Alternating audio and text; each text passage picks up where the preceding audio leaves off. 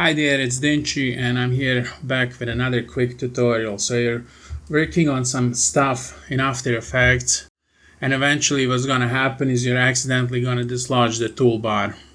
And at this point you're just ready to hang yourself, right?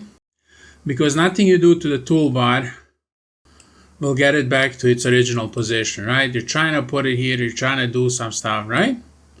And the thing to actually look at is you don't want to lodge the toolbar on the top here. You want to actually wait for this light blue line to appear on the top, and then when you put it there, it's still not right.